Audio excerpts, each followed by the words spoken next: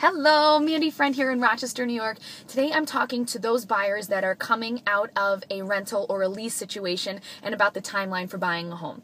So I'm just going to use an example and work backwards. So, for example, let's say that I have a buyer that has a lease expiring at the end of April. We'll set a target closing date for no later than April 15th. I'd like to give you 2 weeks to, one, in case the target closing date is a little delayed, you have some time. Two, if there's any home improvements you want to make, paint a few walls, anything like that, you can do it.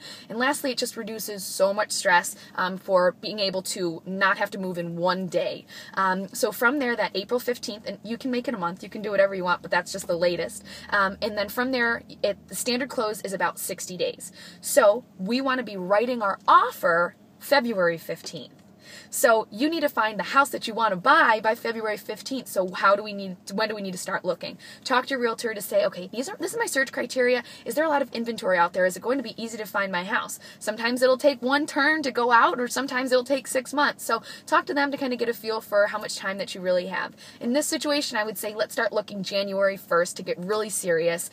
Feel free to go on to mandyfriend.com, November, December, to just find more listings and to see what else is out there. And just that way, you're a little bit more prepared for when the time comes. Now, this doesn't mean that, okay, my lease is expiring in April, I'll call Mandy in January. I encourage my buyers, if you're 12 months out, just message me, give me a call and say, hey, is there anything I could be doing? There's everything from just improving your credit to a 10-month savings program that New York State offers a grant for first-time home buyers if they meet certain qualifications. So you never know, but it's awesome to be prepared, and that's what you're going to want to do. So that's pretty much the story with setting up the right timeline for buying as you're going from a rental. If you have any questions, comments, or anything you'd like me to speak to in future blogs, you can message me at mfriend@knopfnagel.com. Thanks for listening.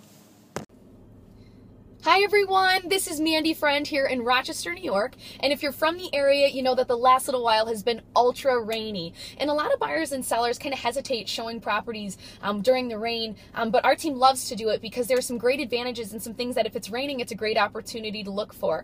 For instance, you're able to see how the rain goes off of the roof and into the gutters, making sure that they're not clogged and that they're draining properly and that there's downspouts taking the water away from the home. Now obviously, if you're able to see if there's any standing water in any parts of the property. In a property condition disclosure, the seller's responsible to write if there is standing water, but it's tough to be the judge, so you know how much rain the property has gotten, so you're able to see, okay, there's standing water that's a little bit in the back corner, but nothing too bad, or say it's rained, for half a second and there's standing water, so you're able to see that.